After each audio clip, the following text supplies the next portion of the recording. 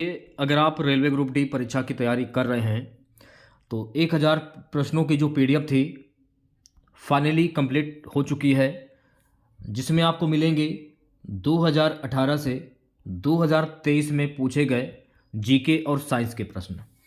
अगर आप ये पीडीएफ प्राप्त करना चाहते हैं, अगर आप ये पीडीएफ लेना चाहते हैं, अगर आपको इंटरेस्ट है इस पीडीएफ को लेने में, तो आप हमें व्हाट्सएप पर मैसेज कीजिए 87 65 12 58 और 24 1 2 3 4 5 6 7 8 9 10 87 65 12 58 24 ये हमारा व्हाट्सअप नंबर है। इस नंबर पर आप हमें मैसेज कीजिए, वहीं पर आपको इसके बारे में पूरी जानकारी दी जाएगी कैसे आप प्राप्त कर सकते हैं। ये पीडीएफ आप लोगों के लिए बहुत ही ज़्यादा इंपॉर्टेंट है और हर दिन इसमें प्रश्नों की संख्या जो है वो बढ़ेगी ही, घटेगी नहीं, बढ़ेगी। तो पहला प्रश्न देखेगा, पहला प्रश्न हमारा रहेगा कि प्रोटीन संश्लेषण में क्षार इवेंट से एक किसका निर्माण होता है। प्रोटीन संश्लेषण में क्षार इवेंट से एक mRNA प्रति का निर्माण होता है। तो तीसरा ऑप्शन जो है इस प्रश्न का राइट आंसर हो जाएगा। ठीक है, नेक्स्ट क्वेश्चन देखेगा। अगला प्रश्न पूछा गया था, शक्ति को किस रूप में व्याख्यायित किया जाता है। शक्ति को कार्य करने की दर अथवा ऊर्जा हस्तांतरण की दर। दूसरा ऑप्शन जो है इस प्रश्न का राइट आंसर हो जाएगा। नेक्स्ट क्वेश्चन देखेगा, विश्व बैंक का मुख्यालय किस देश में स्थित है। तो विश्व बैंक का मुख्यालय यूएसए में स्थित है। तो यूएसए इस प्रश्न का राइट आंसर हो जाएगा। ठीक है, नेक्स्ट क्वेश्चन देखेगा सभी बच्चे। अगला प्रश्न पूछा गया था, निम्नलिखित में से कौन सा एक सरल स्थायी ऊतक नहीं है। तो जाइलम जो है ना, ये एक सरल स्थायी ऊतक नहीं है। तो ऑप्शन नंबर वी जो है इस प्रश्न का राइट आंसर हो जाएगा। सो गाइस, अगला प्रश्न देखेगा। अगला प्रश्न क्या है, भारत डैश का सबसे बड़ा उत्पादक, उपभोक्ता और आयातक है। देखिए, भारत जो है ना, ये दाल का सबसे बड़ा उत्पादक और उपभोक्ता और आयातक है। तो इस प्रश्न का राइट आंसर जाएगा तीसरे वाले ऑप्शंस के साथ में। ठीक है, चलिए बढ़ते हैं नेक्स्ट क्वेश्चंस की ओर। प्यारे बच्चों, अगला प्रश्न देखेगा, जब एक धातु पानी के साथ अपक्रिया करती है तो कौन सी गैस निकलती है।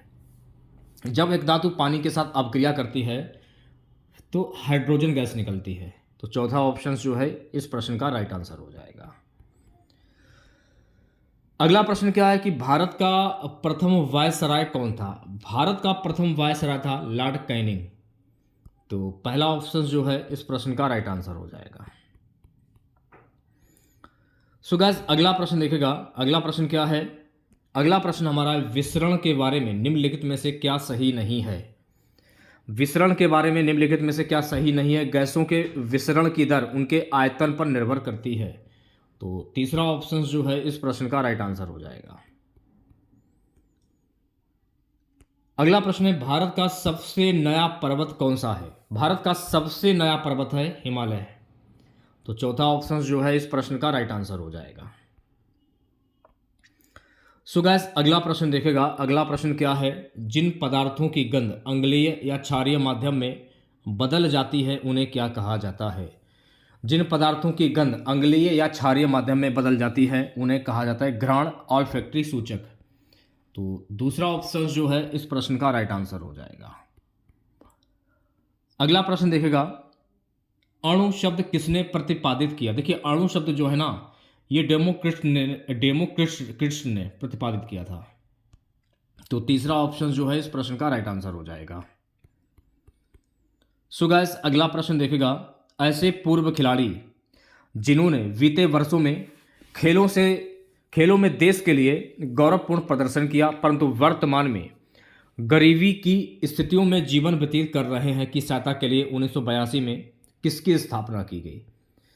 खिलाड़ियों के लिए राष्ट्रीय कल्याण निधि की स्थापना की गई थी। तो चौथा ऑप्शन जो है इस प्रश्न का राइट आंसर हो जाएगा। अगला प्रश्न पूछा गया था, टंगस्टन का गलनांक होता है। देखिए, टंगस्टन का गलनांक 3380 डिग्री सेल्सियस होता है। तो तीसरा ऑप्शन जो है इस प्रश्न का राइट आंसर हो जाएगा। ठीक है, नेक्स्ट क्वेश्चन देखेगा। अगला प्रश्न पूछा गया था गाइस, प्राय खबरों में रहने वाली आंग सान सूकी का संबंध किस देश से है? म्यांमार देश से है। तो दूसरा ऑप्शन जो है इस प्रश्न का राइट आंसर हो जाएगा। ठीक है, नेक्स्ट क्वेश्चन देखिएगा। बल और विस्थापन का गुणनफल कहलाता है, देखिए बल और विस्थापन का गुणनफल कार्य कहलाता है। तो तीसरा ऑप्शन जो है इस प्रश्न का राइट आंसर हो जाएगा। अगला प्रश्न देखिएगा। सो गाइस, अगला प्रश्न हमारा है दक्षिण एशियाई खेल परिषद SASC का गठन किस वर्ष में हुआ था? दक्षिण एशियाई खेल परिषद SASC का गठन वर्ष 1983 में हुआ था। तो तीसरा ऑप्शन जो है इस प्रश्न का राइट आंसर हो जाएगा। अगला प्रश्न क्या है? अगला प्रश्न है निम्नलिखित धातुओं में से कौन सी कक्षीय तापमान पर द्रव अवस्था में होती है? पारा धातु जो है ना, ये कक्षीय तापमान पर द्रव अवस्था में होती है। तो पहला ऑप्शन जो है इस प्रश्न का राइट आंसर हो जाएगा। चलिए बढ़ते हैं नेक्स्ट क्वेश्चन की और अगला प्रश्न देखेगा। अगला प्रश्न है भारतीय फिल्म निर्देशक गुरुदत्त का वास्तविक क्या नाम था? भारतीय फिल्म निर्देशक गुरुदत्त का वास्तविक नाम था बसंत कुमार शिवशंकर पादुकोण। तो पहला ऑप्शन जो है इस प्रश्न का राइट आंसर हो जाएगा। ठीक है, चलिए बढ़ते हैं नेक्स्ट क्वेश्चन की और अगला प्रश्न देखेगा। जलियांवाला बाग सामूहिक हत्याकांड किस वर्ष हुआ था? जलियांवाला बाग सामूहिक हत्याकांड 1919 में हुआ था। किसके इशारे पर हुआ था? General O'Dwyer. जनरल ओडायर की हत्या किसने की थी? ऊधम सिंह के द्वारा की गई थी। अगला प्रश्न देखेगा। निम्नलिखित में से कौन सा उच्च तापमान पर आसानी से ऑक्सीकृत जलता नहीं होता है? देखिए मिश्र धातु जो है ना, ये उच्च तापमान पर आसानी से ऑक्सीकृत जलता नहीं होता है। तो चौथा ऑप्शन जो है इस प्रश्न का राइट आंसर हो जाएगा। प्यारे बच्चों, अगला प्रश्न देखेगा। अगला प्रश्न क्या है?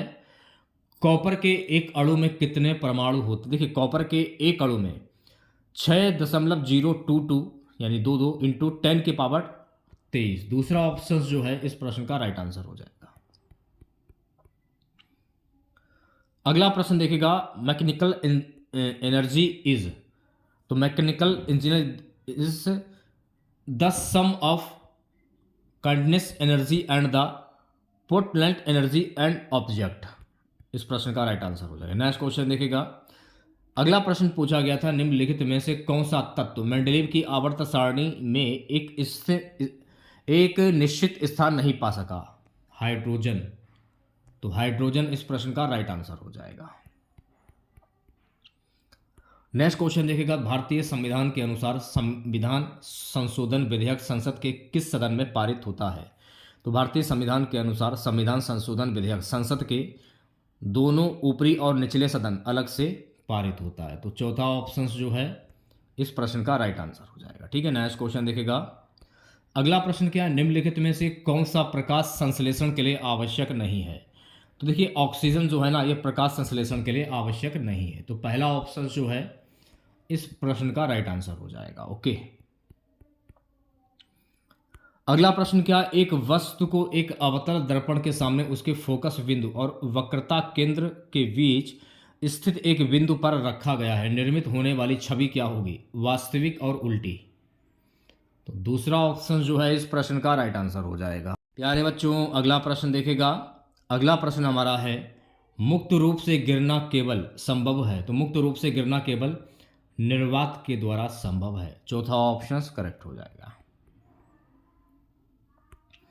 एप्पल ने किस वर्ष में आईपैड को मल्टीमीडिया डिवाइस के रूप में पेश किया था? वर्ष 2010 में। तीसरा ऑप्शन जो है करेक्ट हो जाएगा। प्यारे बच्चों, अगला प्रश्न देखेगा।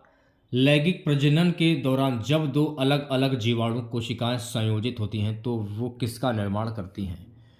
तो वो यूकुमनज का निर्माण करती हैं। तो पहला ऑप्शन जो है इस प्रश्न का राइट आंसर हो जाएगा। ठीक है, चलिए बढ़ते हैं नेक्स्ट क्वेश्चन की ओर। अगला प्रश्न देखेगा। अगला प्रश्न है ऑक्टेस का न्यूलैंड सिद्धांत केवल किस पर लागू होता है? कैल्शियम तक लागू होता था। तो इस प्रश्न का राइट आंसर जाएगा पहले वाले ऑप्शंस के साथ में। ठीक है, नेक्स्ट क्वेश्चन देखेगा। अगला प्रश्न क्या है? अर्थशास्त्र में मांग वक्र की ढलान सामान्यता होती है। तो अर्थशास्त्र में मांग वक्र की ढलान सामान्यता होती है बाएं से दाएं नीचे की ओर। तो दूसरा ऑप्शन जो है इस प्रश्न का राइट आंसर हो जाएगा। ठीक है, नेक्स्ट क्वेश्चन देखेगा सभी बच्चे। जिस्पम को गर्म करके एक रासायनिक यौगिक एक्स तैयार किया जाता है। यह एक सफ़ेद चूर्ण है और इसका उपयोग अग्निरोधी पदार्थ के रूप में होता है। यौगिक एक्स क्या है?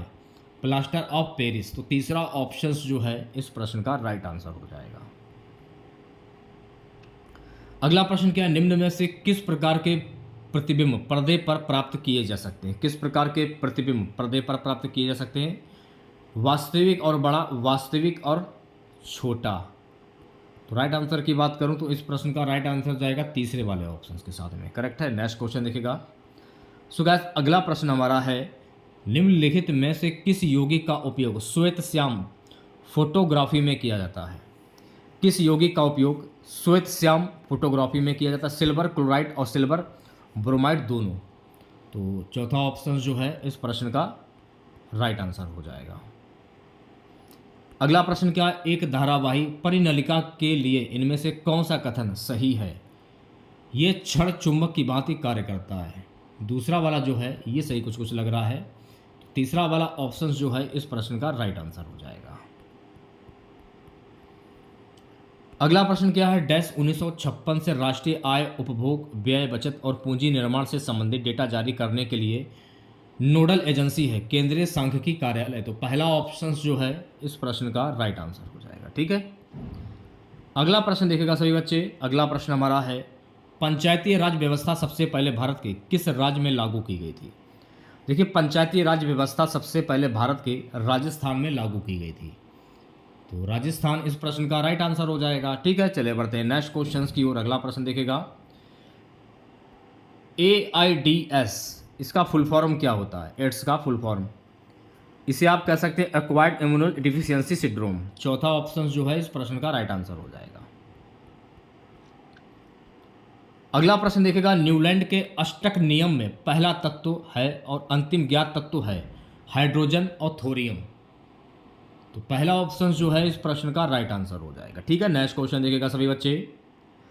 अगला प्रश्न क्या है? निम्नलिखित में से कौन सा जीव समूह पर्यावरण को स्वच्छ रखने में सहायक होता है? कौन सा जीव समूह पर्यावरण को स्वच्छ रखने में सहायक होता है? जीवाणु और कवक। तो चौथा ऑप्शन जो है इस प्रश्न का राइट आंसर हो जाएगा। ठीक है, नेक्स्ट क्वेश्चन देखेगा, गोलीय दर्पण के मुख्य अक्ष के बारे में इनमें से कौन से कथन सत्य हैं?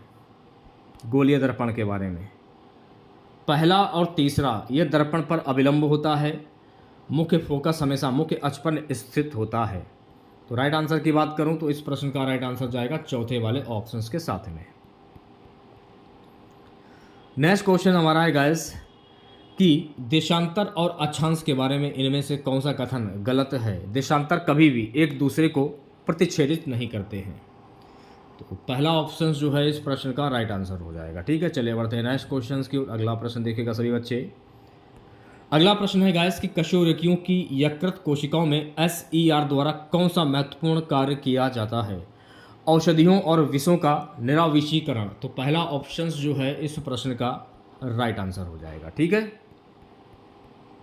नेक्स्ट क्वेश्चन देखिएगा सभी बच्चे। विद्युत मोटर का कौन सा भाग उसमें प्रवाहित धारा के प्रवाह की दिशा को उलट देता है? तो विद्युत मोटर का विभक्त वलय जो है ना, उसमें प्रवाहित धारा के प्रवाह को की दिशा को उलट देता है। तो तीसरा ऑप्शन जो है इस प्रश्न का राइट आंसर हो जाएगा। ठीक है, नेक्स्ट क्वेश्चन की ओर। अगला प्रश्न देखेगा। अगला प्रश्न है, बल्ब के फिलामेंट को प्राप्त करने के लिए अत्यंत पतला और लंबा बनाया जाता है। तो बल्ब के फिलामेंट को उच्च प्रतिरोध प्राप्त करने के लिए अत्यंत पतला और लंबा बनाया जाता है। तो पहला ऑप्शन जो है इस प्रश्न का राइट आंसर हो जाएगा। ठीक है, चलिए बढ़ते हैं नेक्स्ट क्वेश्चन की ओर। जब परमाणु क्रमांक खालिस्तान और नाभिकीय आवेश खालिस्तान, तब नाभिक और संयोजी इलेक्ट्रॉनों के बीच आकर्षण बल, इसलिए Li से F तक परमाणु त्रिज्या है, बढ़ता है फिर घटता है। तो तीसरा ऑप्शन जो है इस प्रश्न का राइट आंसर हो जाएगा। ठीक है, नेक्स्ट क्वेश्चन देखेगा। एक धुएं से भरे कमरे में प्रवेश करने पर प्रकाश की एक बारीक किरण इनमें से किसके कारण दिखाई देती है? प्रकाश का प्रकीर्णन के कारण। तो पहला ऑप्शन जो है इस प्रश्न का राइट आंसर हो जाएगा। अगला प्रश्न क्या है? श्वसन की इनमें से किस अभिक्रिया में ऑक्सीजन की आवश्यकता होती है? पाइरूवेट के CO2, H2O और ऊर्जा में रूपांतरण। तो पहला ऑप्शन जो है इस प्रश्न का राइट आंसर हो जाएगा। ठीक है, नेक्स्ट क्वेश्चन देखेगा। पेरियार नदी इनमें से किस भारतीय राज्य में बहती? तो पेरियार नदी जो है ना, ये केरल राज्य में बहती है, तो केरल इस प्रश्न का राइट आंसर हो जाएगा। आज की क्लास का लास्ट क्वेश्चन रहेगा, वह प्रक्रिया जिसके द्वारा जल रिसकर भूमि में प्रवेश करता है, तो ये क्या कहलाता है? तो ये अंत स्थियन कहलाता है। तो दूसरा ऑप्शन जो है इस प्रश्न का राइट आंसर हो जाएगा। तो जो भी बच्चे पीडीएफ प्राप्त करना चाहते हैं रेलवे ग्रुप डी के लिए, 1000 प्रश्नों की जो पीडीएफ मैं काफ़ी समय से बना रहा था, फाइनली वो कंप्लीट हो चुकी है। तो जिन बच्चों को ये पीडीएफ चाहिए या लेनी है जिन बच्चों को, तो आप हमें व्हाट्सअप नंबर पर मैसेज कर सकते हो। हमारा व्हाट्सअप नंबर है, नोट कर लीजिए।